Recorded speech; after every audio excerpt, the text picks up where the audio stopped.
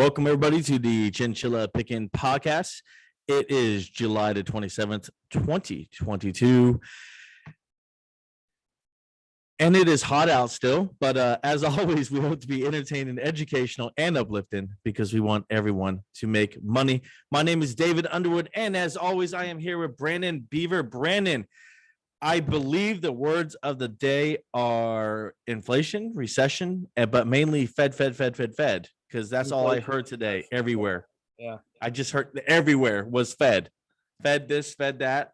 I almost thought the Fed was running my car for a minute just because, they were being mentioned every other second. I'll mention them again. End the Fed.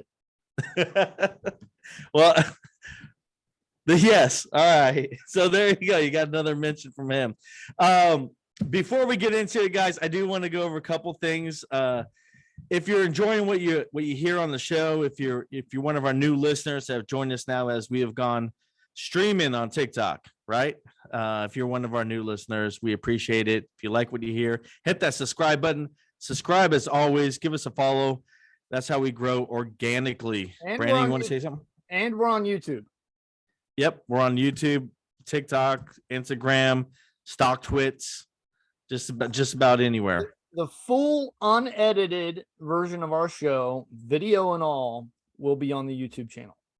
I'm a little afraid of that because some of those shows I didn't know you were recording, and now I'm prepared. I didn't know I was then. either. So I didn't know I was either. I'm so technologically inept. I did not know that I could access. Okay, so I knew I could access the Zoom recordings the day of, but I just switched over from Apple to PC, right?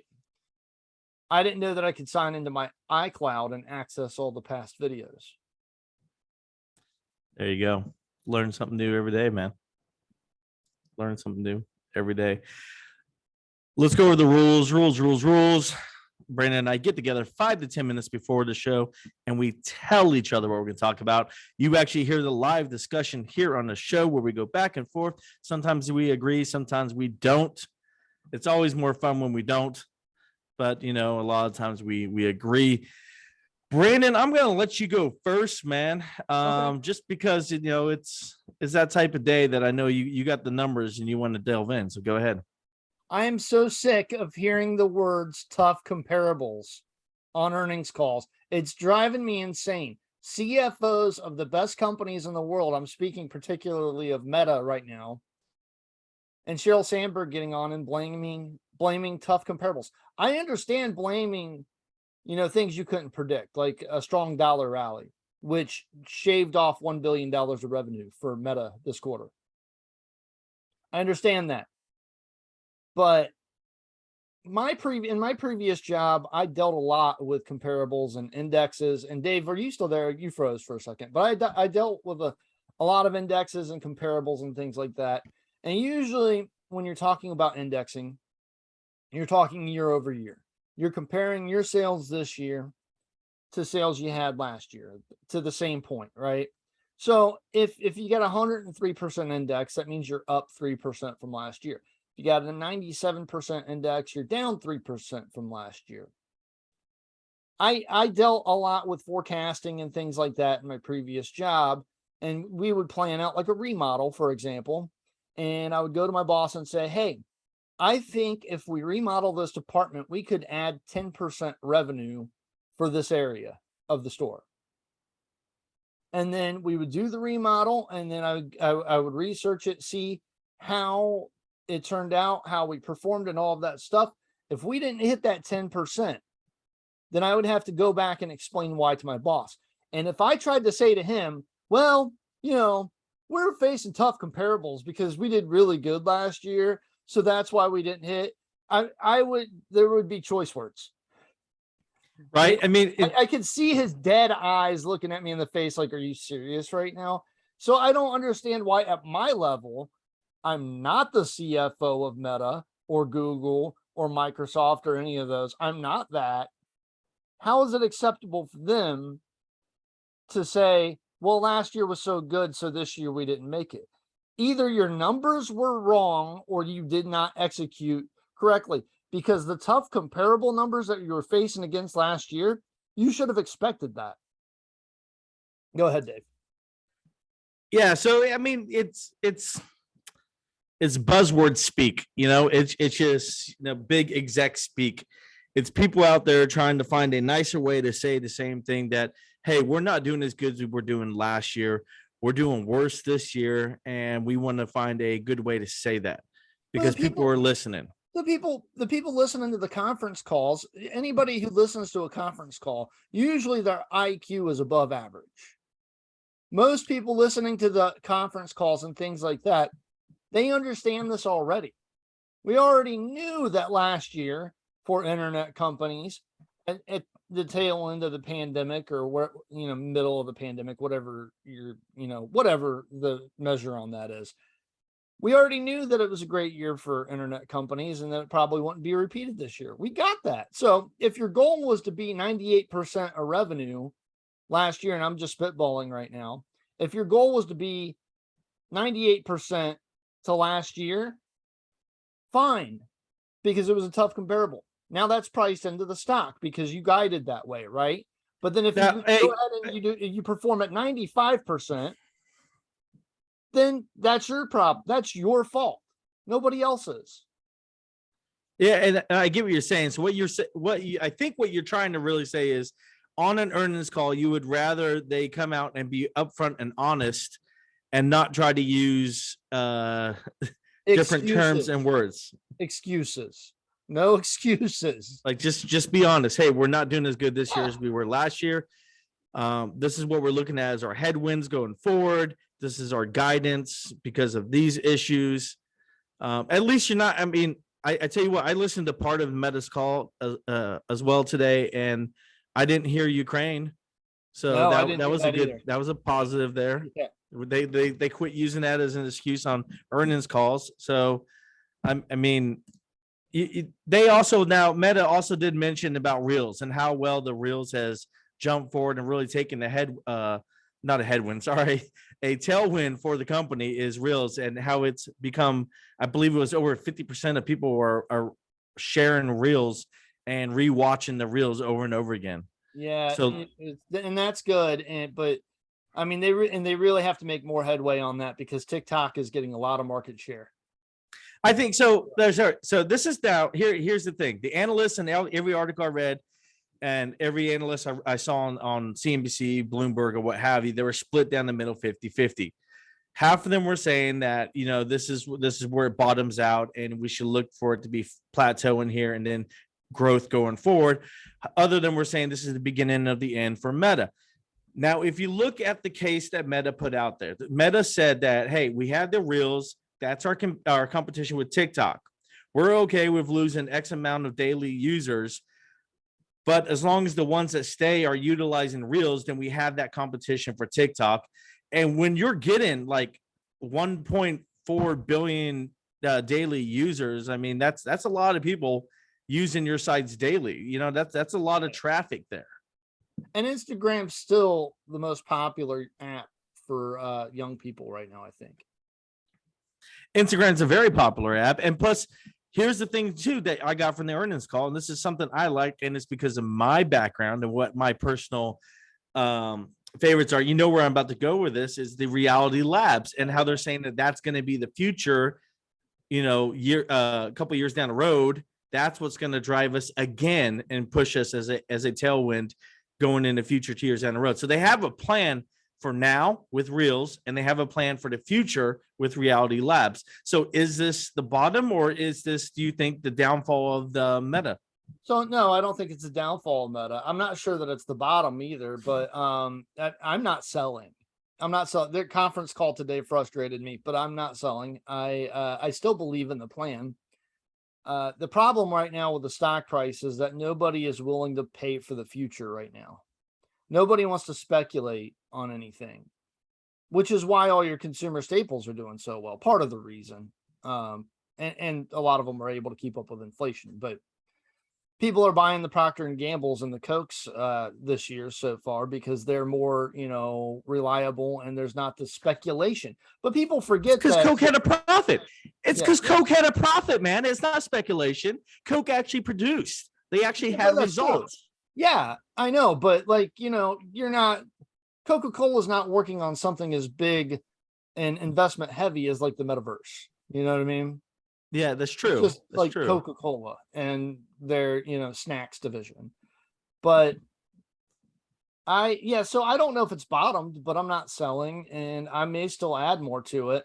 I do believe in the plan. Eventually people will start to pay up for future earnings, but right now it's not. I mean, Google's trading at like a 19 PE right now. When's the last time we saw that? It's been a long time. That's the time to buy Google, I would believe. I mean, seriously. The price to sales is at like 0.3. I mean, so it's kind of a value stock right now. So and so is Meta. So I mean, in that same group, the fangs. What about Amazon? Amazon a little bit more expensive than Google as far as the ratios go and all that stuff. But yeah, I still think that it's a safe play. And a lot of people don't think that right now. A lot of people don't think that. That's because a lot of people have soured on Amazon. Yeah, well, you know what? Look at the price targets. The price targets are so ridiculous on just about everything. They had huge price targets, like on Netflix. It was like an $850 price target for 12 months, just like 6 months ago, maybe a year ago, maybe it was a year ago. I don't know. And then now all of a sudden, those price targets are coming down because, well, they looked at them and they thought, well, that was dumb. They couldn't maintain that growth going forward. Yeah, and that's hard for people to do. But the analysts don't want to look stupid. So they bring their price targets down to more reasonable levels. But it just shows you that the price targets that people set for certain things or for securities, for stocks, they're not very reliable. So, I mean, that goes back to the same point you had before your argument about the CEO is that he wasn't willing to come forward and be truthful and give us like just rip off that Band-Aid, tell us you had a bad quarter, explain it, tell us what went wrong, then tell us what you're doing about it. You want these analysts on TVs to be responsible with their calls and say, hey, you know what, you're calling Netflix to be 800, reevaluate the company's obviously not going to hit that. Say you were wrong. I'll have respect for you if you admit you were wrong, and then give me a better evaluation of this company with the new information. Exactly. That's all we're asking for, right? Yeah, and you could just do like, what a lot of analysts do. Sometimes they just say buy. It's just a buy. or it's a sell. I mean, are they wrong? But I mean, that's what I would do if I was an analyst. I don't think I'd put a price target on it.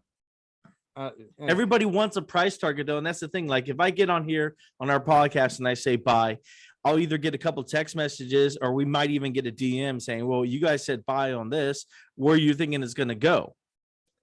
But I always go back to like, all right, look, if call Mrs. Cleo, she'll tell you. Mrs. Cleo. I always go back to like, if we say, go ahead and buy this stock, it's a good opportunity to get in, build your position. I say, anytime you go over 5%, if you're just looking for a quick profit to take and you're up over 5%, why not take it? But if you're in it for a long haul and you see some real value in this company, then hold on to it. You're going to have ups and downs, but hold on to it for the long haul. Right. But I mean, at any time you're up over 5%, if you're just looking for a quick trade, I mean, that's a good percentage to take. That's a great percentage, man. Yeah. And Amazon's had falls like this before in the past. Yes. With the .com crash and everything. And people, everybody wants to say, well, what if you would have bought Amazon in 1999? You probably would have sold it when it dipped 75% in 2000. That, or you would have sold it as it went up like 5 times. You would have said, oh, look, I made 5 times my money. I'm good. Let's get out. Yeah, instead of making like the 4,000% that you would have if you would have held it until today. Right, because you wouldn't have believed in the company and believed in its vision and bought for the future. But yeah, we're going off course here. This was meant to be about Meta. This is meant to be about Meta. The point is that investing takes discipline and it takes courage and it takes guts. Yep. That's it. Okay. What's your next one, Wayne? Let's get a Meta here. Okay. So Meta missed estimates. They missed their earnings by 5.75%. The EPS they reported an EPS of $2.46 versus an estimate of $2.61. Revenue was down $255 million from the same period last year. So if they wouldn't have had the currency headwinds here, they would have actually been up on revenue. It wouldn't have been an issue. And I kind of wish they would have hammered that point home a little bit more in the conference call.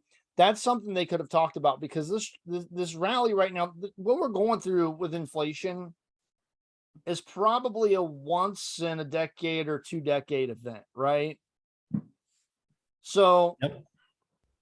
if you're buying Meta right now while they're down on revenue, the first time they've ever been down year over year on revenue, ever. It's the first time this has ever happened. You're getting Meta at a discount because of something, or partially because, at least because of something that might not ever happen again. Good way So to look at it. they shaved $1 billion off of revenue because of the currency headwinds. They were down 255 million from the same period last year. So the company reported quarterly revenue of $28.8 billion, down almost 1% from a year earlier, and slightly below the 28.9 billion that Wall Street was expecting. Now, here's an interesting quote that I pulled that goes with what you're saying, Dave, that we are most likely in a recession. This is from Zuckerberg. He said, "We seem to have entered an economic downturn that will have a broad impact on the digital advertising business. It's always hard to predict how long or how deep these cycles will be, but I'd say the situation seems worse than it did a quarter ago." Yeah, they're starting to realize that how this is a real recession, and that we need to make some adjustments to costs and raise that keep that bottom line strong, even though the top line is going down, which is what companies do in recessions. Companies survive recessions all the time. But there are companies who aren't well balanced, don't have good profit margins. And their books were bad beforehand because they thought that it was always going to be Goldilocks, and then a recession hit and they're out of business. Yeah. I think Meta will get through the recession just fine. They're making job cuts. They're asking their employees to do more with less, and they're doing it. They've got $95 billion in cash. Yeah, They'll be okay. they're fine. Yeah, They'll be okay, right? yeah. What was your next topic, man? Let's move on past. So there was an interesting article in the Wall Street Journal last week about what retailer might be the next to fail. And their Ooh. pick was Bed Bath and Beyond. You apes. Okay. So I can see that. I mean, I've been in those, but I haven't been in them lately. No, neither have I. And they do weird things like close at 7:00 on a Saturday. Yeah, right. Who Doesn't does make that? any sense. Shares have fallen 90% over the past 9 years. The problem started prior to COVID. Quarterly net income went negative for the fourth quarter of 2018. Dave, you always say if you're a retailer and you're losing in the fourth quarter, that's a problem. Right. Every retailer should be going great in the fourth quarter. Yeah. It's a strong quarter. So that was I might as well just call you GameStop. Yeah. So that was 2018, prior to COVID. So you can't blame COVID for this. Mark Triton took over as CEO the third quarter of 2019.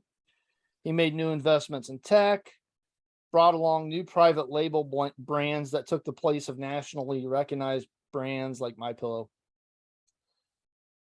This was not successful. This confused customers. Customers were coming into Bed Bath & Beyond looking for the brands that they knew, the brands that they trusted. They couldn't find them anymore. They remodeled the stores. And the problem with this is that they did it during COVID-19, which a lot of retailers kind of did the same thing. They said, we'll eat the cost right now while there's not customers in the stores. And we know we won't sacrifice the sales, right? The thing is, Bed Bath & Beyond used to have a motto, and it used to be stack them high, watch them fly. They went completely away from that. They completely remodeled the entire store, the layouts and everything. And so when customers came in, they were even more confused. So they didn't know how to find the products they were looking for. And the products they were looking for most likely weren't even there. So on June 29th of this year, Mark Triton exited the role. Ryan Cohen took a stake in Bed Bath & Beyond, and the apes went wild over that. Yep. And then he pushed for changes, including separating Bye Bye Baby and trying to make those two different companies. It hasn't happened yet. That's still sort of in the works, but sales continue to decline quarter after quarter. And in a statement to the Wall Street Journal, a Bed Bath and Beyond rep wrote, "We have a $1 billion asset-backed revolving credit facility.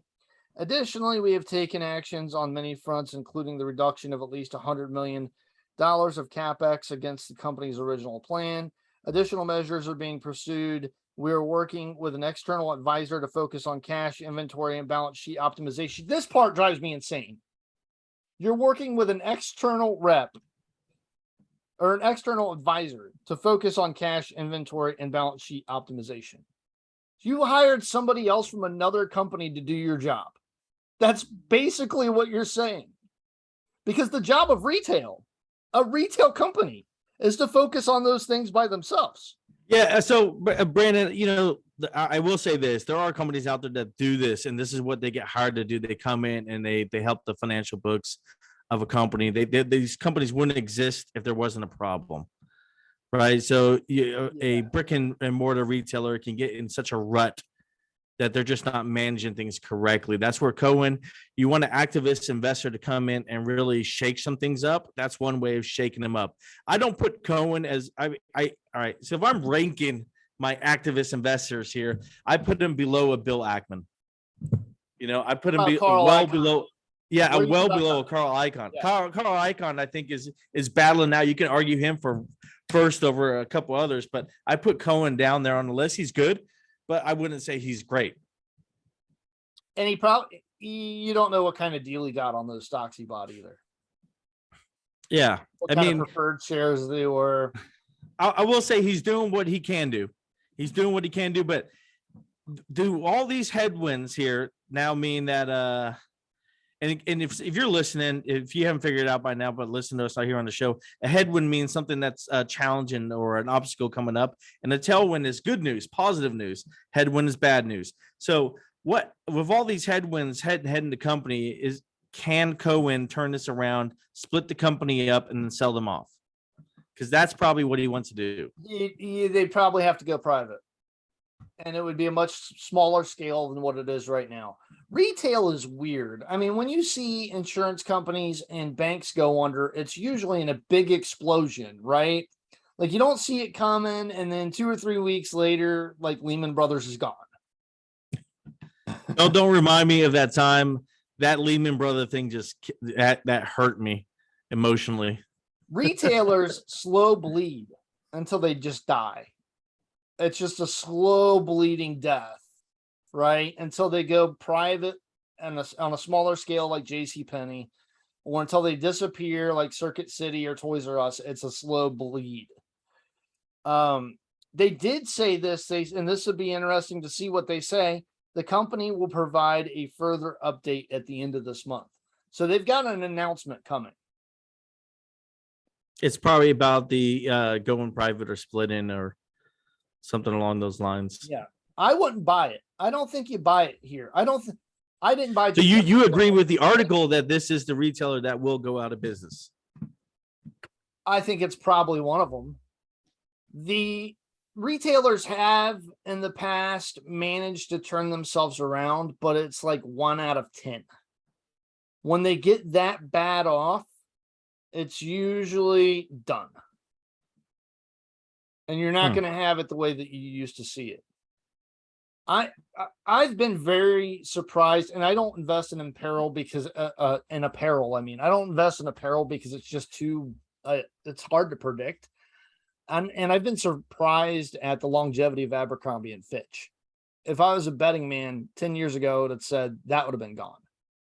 So, it's not like there's no hope for Bed Bath and Beyond. It's just like there's little hope for Bed Bath and Beyond. Gotcha.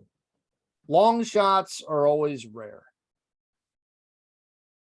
They also pay off the biggest too when they happen, but most of the time they don't.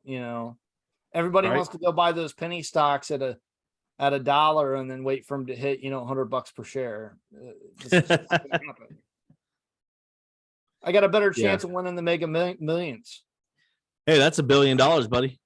After Right. taxes, about 500 million. So there you This may be a stupid investment decision, but I'm playing it. go. Why not? It's only, was it $2? I mean, $2. there Yeah, you it's go. $2.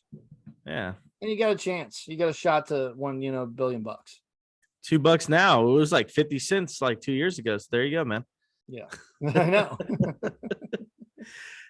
So anyways, moving on. All right, Bed Bath & Beyond. Possible disappearance. You will see the dumbest picture of me on the cover of Forbes if I win that Mega Millions. What else you got? What's That's next? it. That's what I had for you. I think Bed Bath & Beyond, don't play it. Don't touch any of those meme stocks. Gotcha. Out of all of them, I'd be a little bit more partial to AMC just because they still have a business. And Bed Bath & Beyond, of course, they still have a business too. But I don't touch them. All right. I got a couple more things before we get into them. I want to take 1 minute here and remind everybody that in the middle of September, Brandon and I are going to do a live broadcast, podcast, whatever kind of cast. We're going to be out in the city. We'll announce where we're going to be 2 weeks ahead of time. I just want to put that out there. If you guys are excited, if you want us to come to your store, if you want us to come to your place, reach out to us. Let us know. We'll set up shop. We'll be there. We'll do the live podcast from there. We could take questions as we're talking.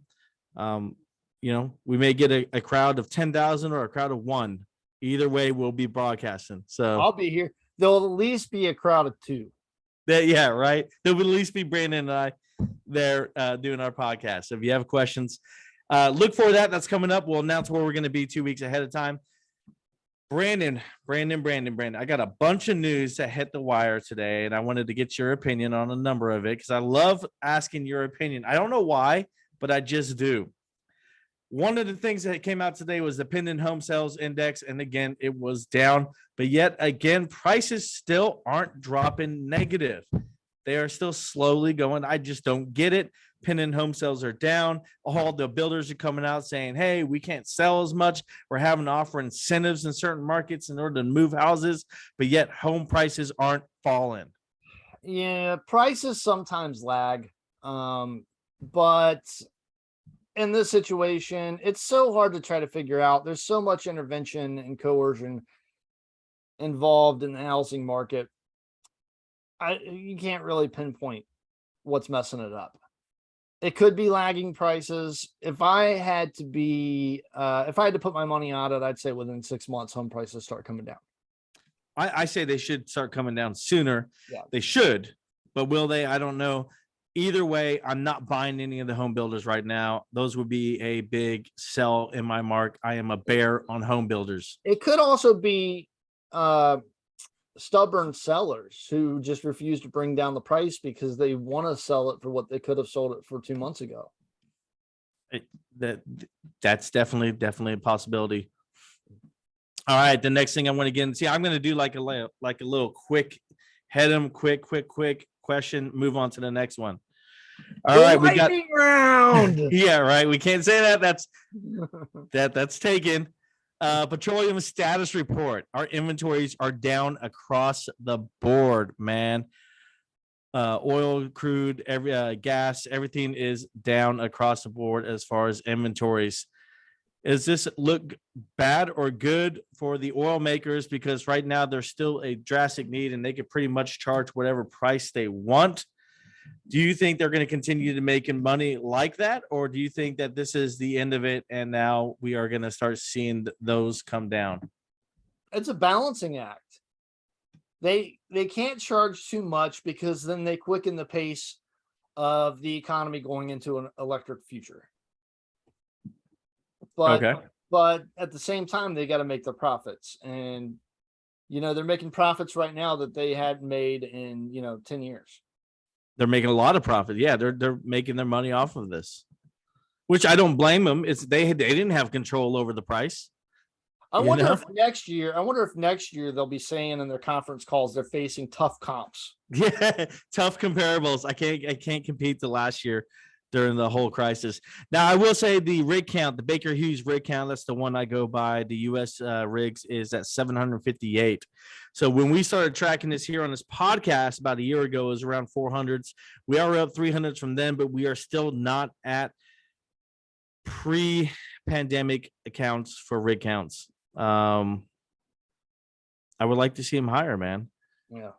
I mean, during 2014, 2015, under an administration that you would figure would be very anti-oil, they had rig counts at about 1,500. So we can pump up the rig counts and we can produce more oil as a country, and that would drive down the price. But we still got to see that take place.